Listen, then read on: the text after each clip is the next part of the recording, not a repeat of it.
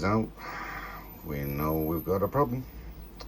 So fish are flashing, microscope's ready, just draining the pond down a bit so I can actually net the fish out, and then we'll deal with that problem and treat accordingly, judging by what people are putting on YouTube videos. The Hadfield, twisted koi, gaz, everywhere, they've all got problems with bacteria. So scrape card's ready. I use a nice posh blue one. Slides ready, cover slides ready, just waiting for the pond to drain down. There's one that I do want to give a PP bath, my big chigoi called Olive, for obvious reasons. Another reason for today's video is to make a skimmer guard for a wide mouth cockney koi. Let's get the gear together and start putting that together. Okay, so ordered myself some plastic off PVC rather, perspex, beg your pardon, off Simply Plastics. You're able to order this cut to size, including beveled edged, so it's no sharp edges, which is kind of defeatist, seeing as I draw some holes with one of these. What we don't want to do is obviously choke the skimmer and stop it from working. So we've got there a 1 3/8 inch hole saw. I'm going to mark up the perspex, allowing for the border, the edge, and drill 3 holes, probably 1, 2, 3, 4, 5, 6 possibly, maybe 5. I think 5 would be enough. Let's get that marked up and ready to drill. Okay, so just having a quick play with some rulers.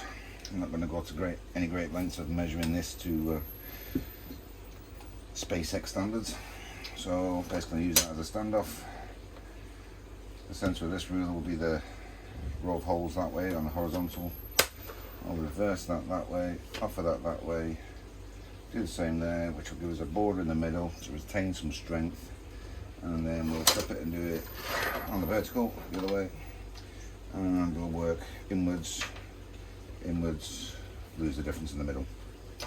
Let's mark that up and see what we've got.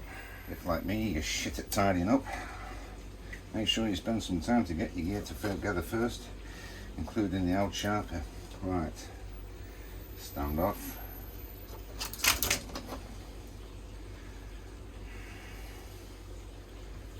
Stand off. And the reason I'm doing this is because I've got several koi, including Olive the Chag, that likes to eat out the bin, as it were, and she will actually stick her head inside the skimmer. And if you're familiar with the cockney koi wide mouth, it has a flap which potentially the koi could get its head stuck in, which would result in catastrophic failure of that fish's existence. i.e. it gets stuck and probably end up brown bread. So we'll take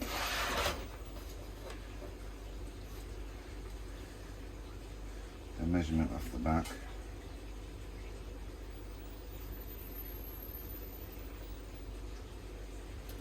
I'm going to put a dash line on there, and another dash line on there. And that should give us one hole there, and one hole there. Let's see the centre, the bottom, fundamentally within the middle zone of the plate. It will still allow water and debris to be sucked up by the skimmer. So we're going to do the same. External extremity is that, and then what we're looking for is to split the difference on that. So hole in this one,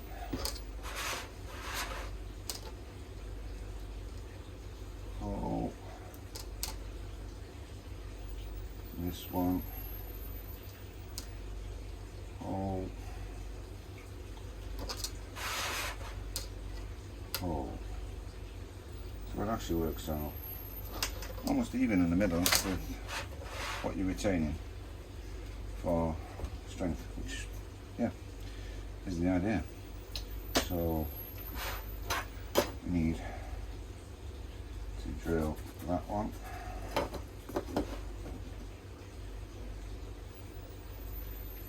Center. That one. That one. And that one. Right, what I'm going to do is I'm going to go ahead and mark these up. And then once they're marked up, I'll come right back. So they're marked up in terms of what's coming out. So that's plus minus 50mm by 50mm square. So we've got plus minus 200mm square of opening for water flow. So my water line is roughly about there. In fact, no, actually, it's higher than that. Yeah, it's probably centre of that. So that'll take off the surface, and that'll take off the smeg and the slime and koi shit, koi poop from below the surface line and above the surface, and sort of on the surface line of the water. So we should have a good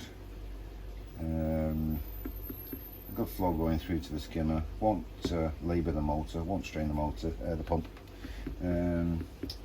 because my skimmer also feeds a home-built upflow filter and fractionator, which was taken from a design that Whitey did, which was excellent, and it functions better than you can imagine. So I'm going to go ahead, drill these out, and I'll peel the plastic protective covering off, and then you can see what it actually looks like, the finished article. This is a really simple build, and I'm hoping it will stop Olive and my other larger koi trying to be greedy and eat out the bin, as it were. Right, back into. Okay, so that's the holes drilled. As you can see, there's always potential to drill a smaller sized hole in the blanks if you're concerned that your pump is going to dry out or run dry your skimmer, if you're using the same skimmer, that is. But this is a venture or a project to try and eliminate potentially koi getting stuck in the skimmer and becoming brown bread. So I drilled them. I don't think it's cracked. As we all know, perspex is a pain in the ass to work with, very brittle. So let's peel off the plastic and see what we've got. Obviously the burrs, the edges, I'm going to sand them with a sanding pad, which I typically use for doing my high pressure solvent welds. It's not too abrasive, but it is abrasive enough to create a key for the solvent weld to correctly, sufficiently glue the pipe together. So polish both sides. You can choose which you want as your face, depending on which one's least affected by the process, I suppose. Take off any shards, as long as you're not in danger of cutting yourself. I always recommend wearing the correct PPE, obviously, being involved in the construction industry. I fully condone that, but do as I say, not as I do. And there we go. Plan is to CT1 that onto the face of the skimmer. I'll brace clamp it while it dries, because I'm currently doing a water change due to the flukes. I think it's flukes anyway. Worst case scenario, trick, cost you. So whilst the water's draining off that down to 30-40%, I'm going to do a good clean on the pond today. I'm going to affix that, let it dry. CT1 generally gets a good grab pretty quickly. Within an hour it's generally got a grab. The pull on the skimmer will obviously aid the gluing process and keeping it in situ. And on that bombshell, I'll put a short up once that's fitted and functional. But in the meantime, scrapes.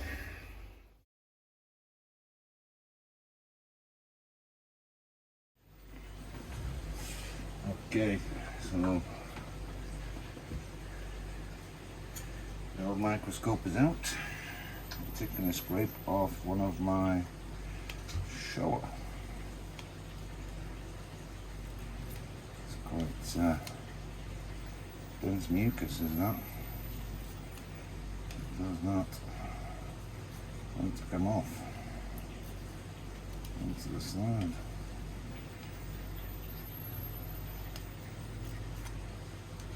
There we go. A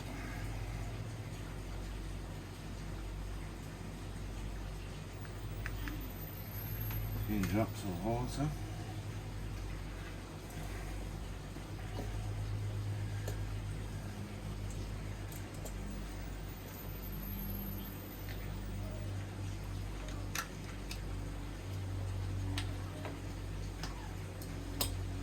Let's see what the heck is going on. Okay. I've just had Costia and literally just treated for flukes.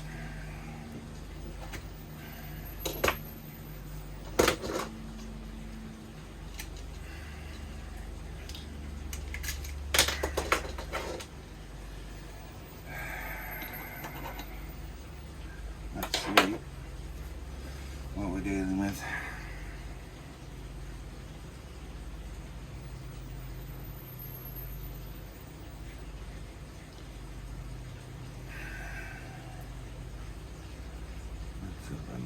So what we're looking for is a water channel.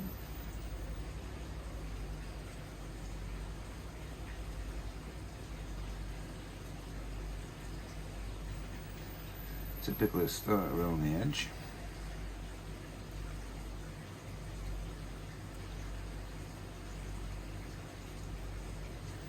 And work your way in. Obviously, as I say, look for a water channel. It's usually a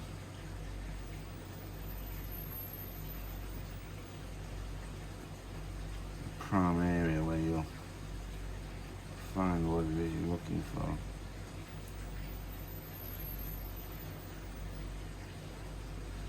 So the reason for it is, for this for this scrape test, is I've noticed my little red tancho, it's kind of lost interest in feeding time, and I witnessed my big yellow tancho, which is about 63 centimeters, flashing last night. Now,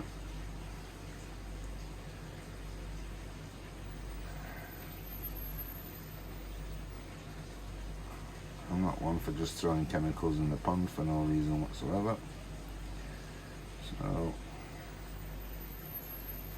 I just want to be 1,000,000% sure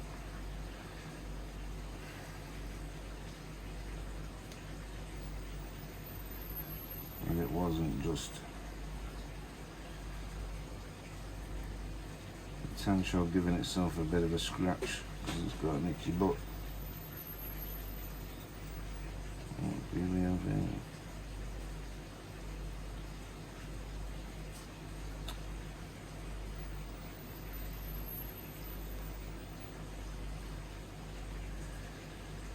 That would appear to be Costia. Hello, you little son of a bitch. Costia. Some big, some small. Looks like they're having a fucking party in my pond on my fish.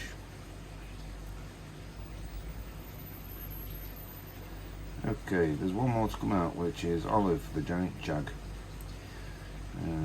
Olive has been problem free since I picked her up from Jack's farm down in Stafford. No problems whatsoever, sweet as a nut, clean as a whistle. However,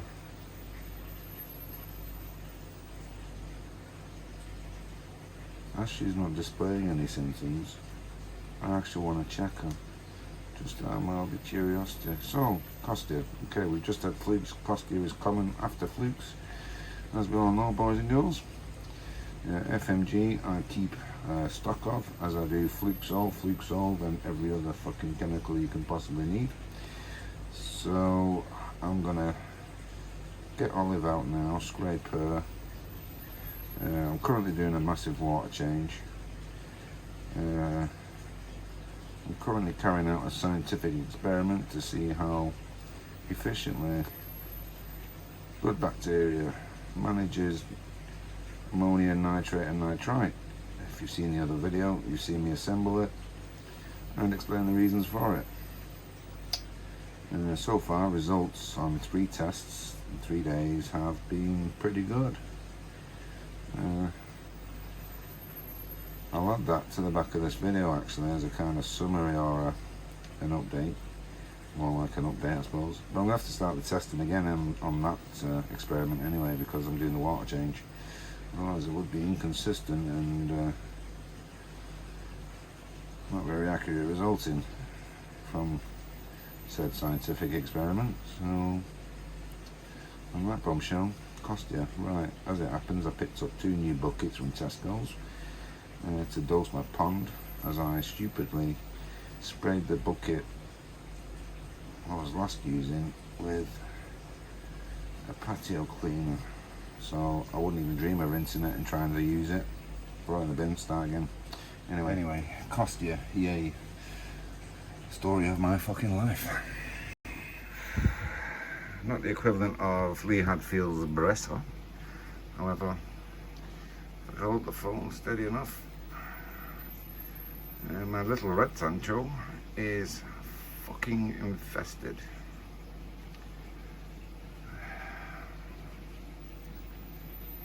Absolutely infested. I'm going to try and take some video direct from the microscope, which apparently you can do. Okie dokie, bit of an update on this one. My mistake. It's not actually Costia, it's Chickadina. So, I've got my bucket ready, my FMG ready, and I've also got some surgical gloves because it contains embalming fluid, is one of the ingredients. Formaldehyde is actually used for embalming.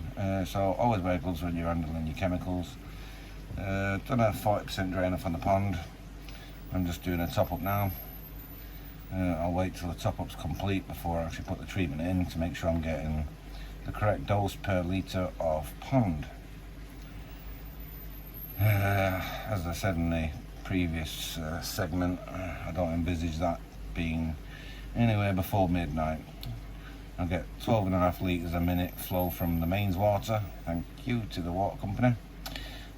So it will take some bloody time.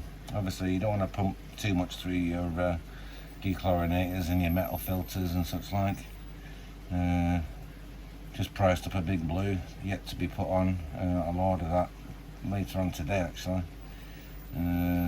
I've just seen videos with the likes of Lee Hadfield who swear by them. oil change and come back to you.